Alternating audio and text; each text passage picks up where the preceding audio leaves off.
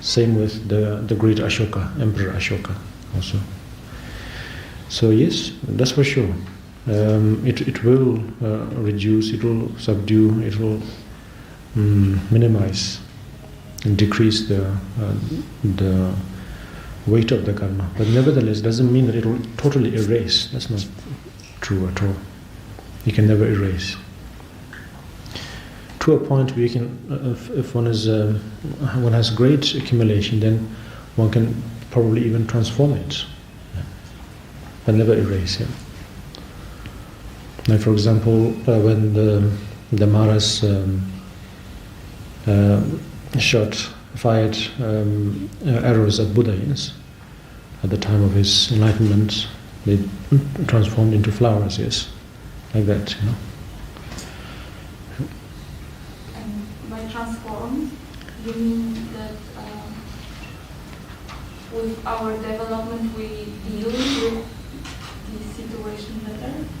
Yes, like now, we will be able to deal with it better, or actually what we thought was an obstacle, what we feared all this while as an obstacle, would one day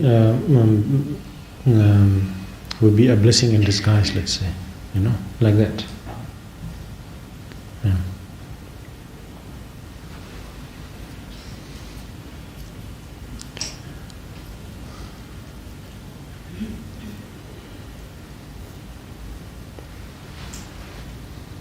Your Holiness, Yes. there are many deities in Tibetan Buddhism. How do we know which one is our Yidam? Very good question.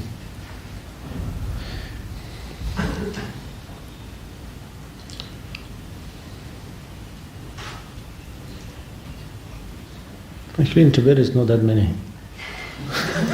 It all came from here.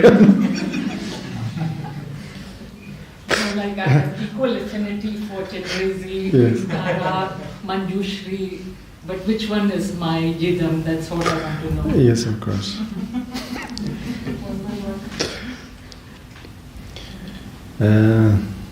It is said that it depends on one's karmic connection also. Yes, one.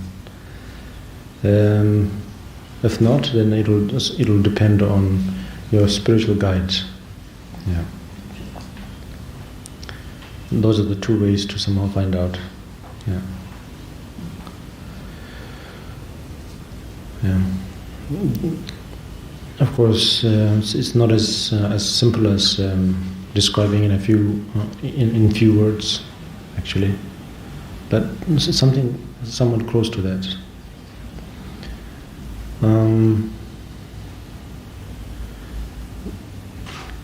One main important point to know is that although they appear different, they have different names, they have different activities.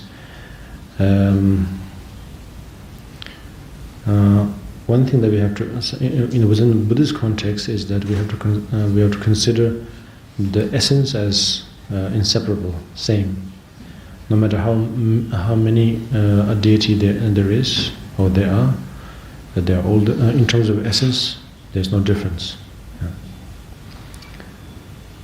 And most importantly, not to force oneself or give in to seeing these what we call wisdom aspect or yidams or deities as what do you call,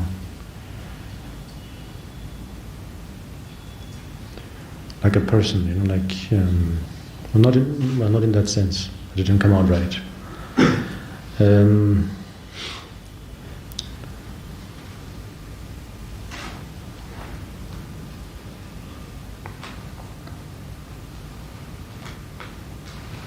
As permanent phenomena, let's say. Yeah. Probably that's one way of putting it. Then, if you're able to somehow take care of those areas, then according to our own habit, according to one's own mood or motivation, then somehow we will have, I think, some kind of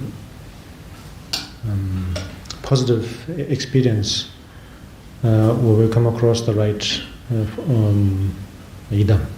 Yeah. I don't know, could be the practice, could be the appearance, could be the method, anything. Yeah. So it's a sign of one's karmic connection with the deity.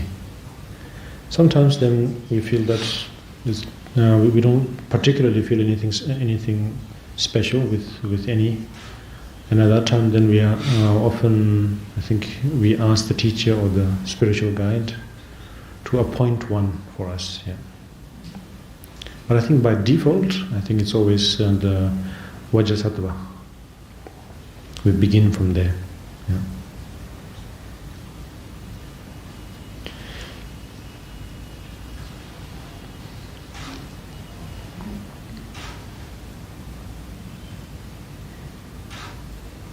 In Tibet we have a lot of local deities, but otherwise the rest came from here, actually. We invited them a little bit and now we brought it back.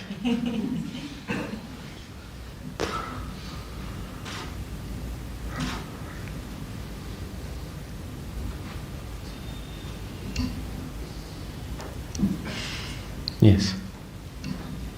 The previous question, the previous 2 weeks ago, the question answer session Yeah. was about Older. Speak up, please. the question was about what is the difference between What is the difference between perfectly workable family, Yes. Mahayana Yeah. family, and what is the difference between perfectly workable family and karma abiding family? Yes. That one. Okay, you got the book now. Okay, good.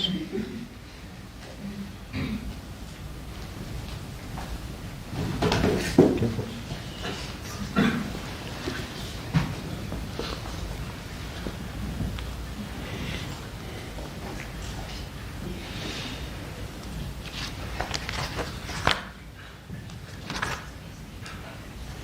Which page is it?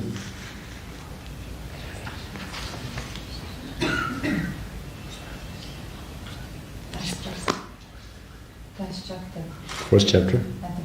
at the end. Okay.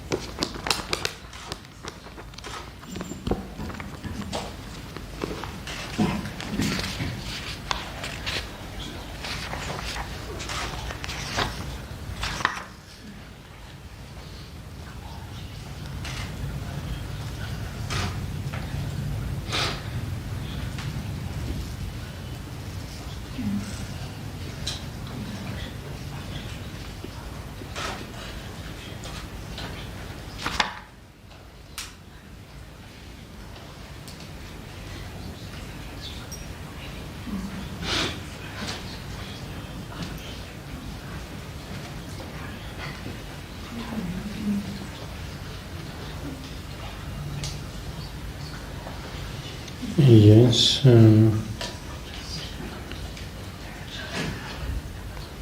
We are talking about the kind, I think. Yeah, kind. Pardon? Kind. When you said family, but I think it's kind, right? Rik. And in the English translation, Yeah. it's very many as a family. Okay. That's why I learned what was in the English one. So out of the 5, right? Yeah, there is one cut off, I don't know in Tibetan. Out of the 5, so which one? The Where? last one is the superior one, Mahayana. Yes.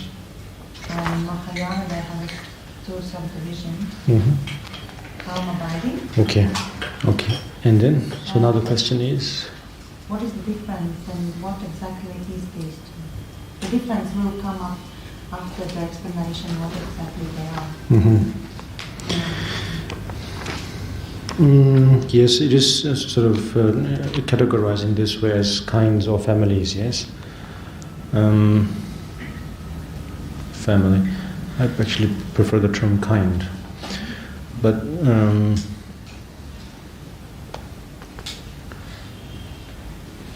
But I think the point is in here is that, like I said before, it's an individual thing. Yes. So similar. Yeah. Some of us, maybe for over counters of lifetimes, many lifetimes, that we are somehow more comfortable with following a Bodhisattva path.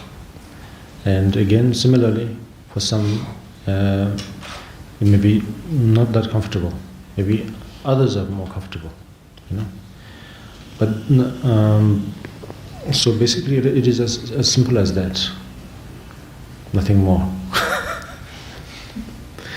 Now, I will try to assume why you asked the question. So, then in that case,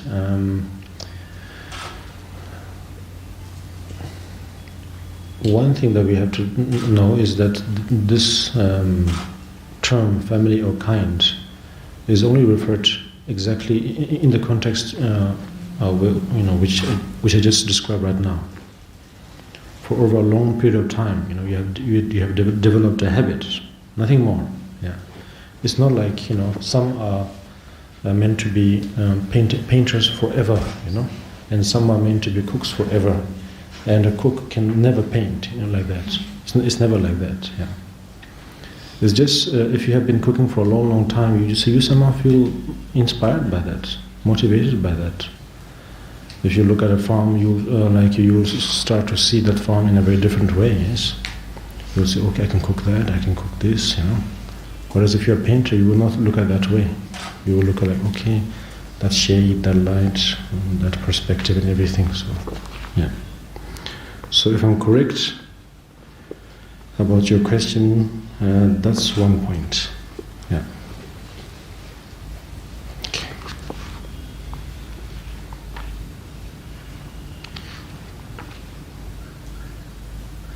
Because one risk is that if you don't understand that, I think then there's a risk that somehow to be able to see it as a sort of different species, different species or different race or something like that. No, it's just a matter of time, a matter of habit. Yeah.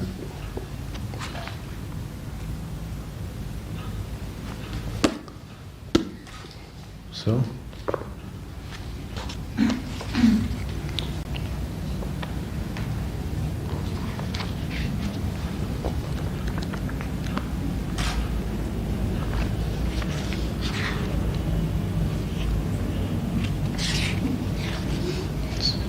Yes. Are there any Dharma elements in our daily activity? Are there any Dharma element in our daily activity? Yeah, are there any Dharma lessons in our normal life? In our normal life? Well, I think within every center, within every temple or monasteries or places like that, I think, particularly of course in monasteries, and there is always supposed to be a lot of activities like that. Yes, but otherwise, I think maybe in certain parts or certain centers, maybe time-wise, management-wise, maybe it's very, very difficult, to do that. But otherwise, I think everyone tries their best to find time for it, But of course, there's great benefit in doing that. But because it's a group thing, yes, you are doing something, engaging into a spiritual activity together. It's very, very beneficial.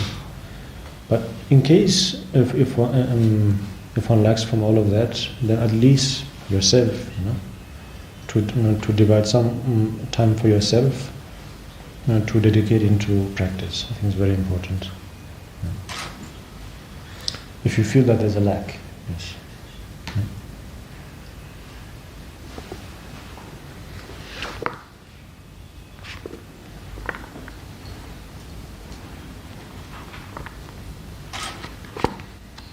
Well, not many page finished, huh? No. slowly but steady. Very good.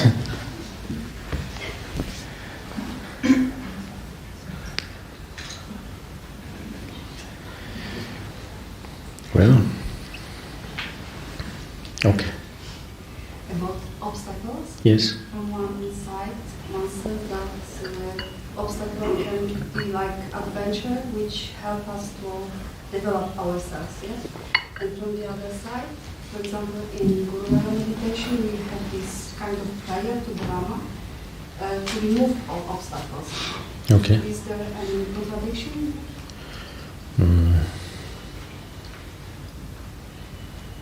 Normally not, but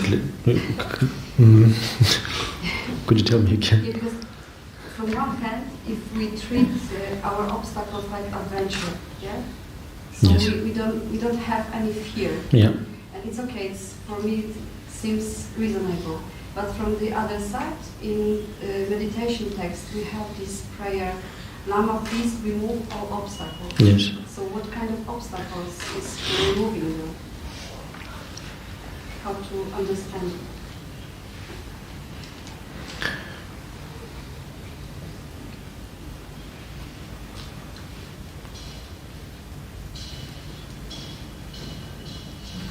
I think we're quite desperate.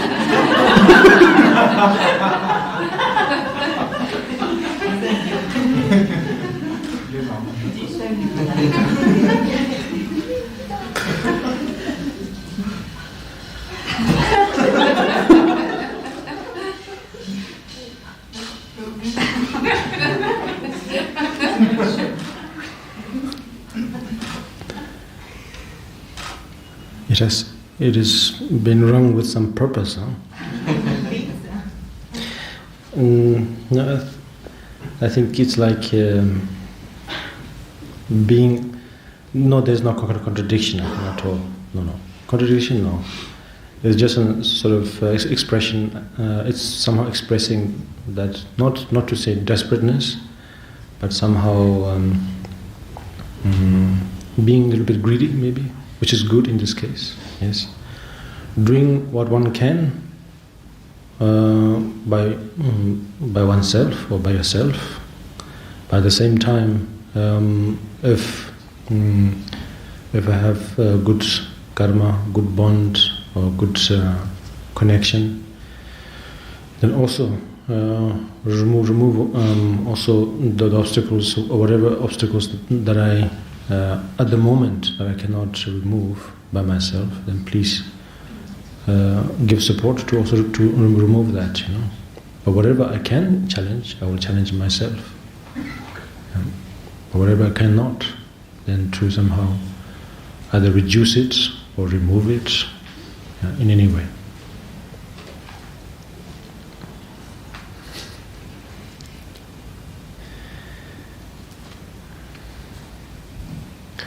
So I'm sorry. Yeah.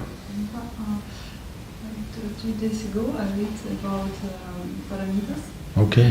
and this was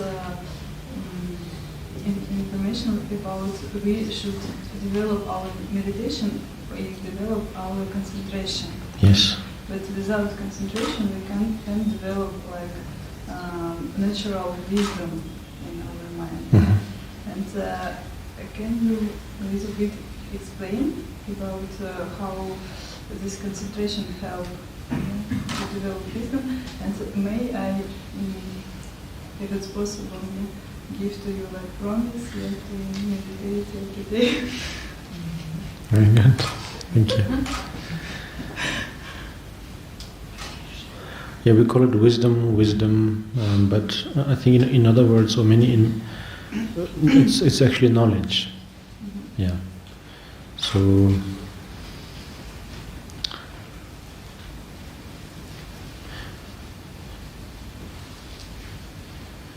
in order to gain knowledge, it is crucial that we need concentration. Without it, then how? Yes, how? How can we absorb any knowledge? Impossible. Yeah. And now, when we use that knowledge to, you use it as a tool to then or in this case, to see obstacles as challenges and positive circumstances, then we are using this knowledge as a tool, and that's when we call it a wisdom, I think. Yeah. But otherwise, in order to gain this tool called wisdom, initially we need this. We need definitely a lot of concentration. I think we are all doing your very best to study, to learn, to practice, to meditate. I admire. But what I've heard is that from the veterans, let's say, is that when you actually study, it's not just to spend hours and hours just reading things and writing things down, but actually prior to it, you have to get into a phase of meditation, actually. Yeah, kind of. You begin with maybe a little bit of practice. You make the study itself a practice, that you engage in either you ask for, you pay homage to either Manjushri or Saraswati or something like that, and generate, just like a practice. Take refuge,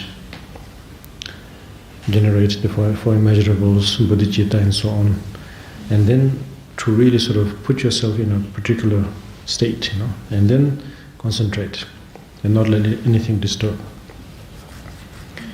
Then you can absorb wisdom, or then you can achieve wisdom or knowledge or anything. Yeah. So Develop very natural concentration. one could say, yeah, in this case, yes. But the thing is, we have to be a little bit strict in this case, yes. Strict in terms of you really have to make that time for yourself. Yeah. If you do that, then you're able to really learn that much quicker and much faster. Yeah.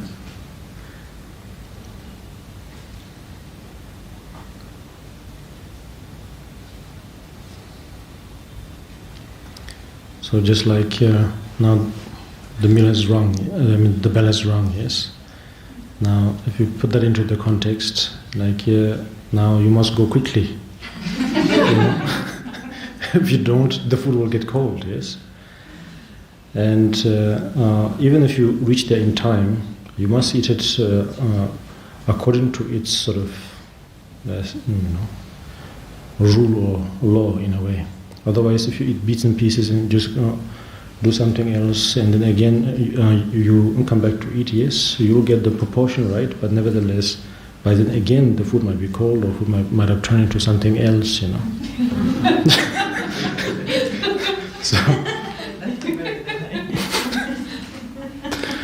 So basically, like you have to make time for whatever you will do properly. Yeah, properly.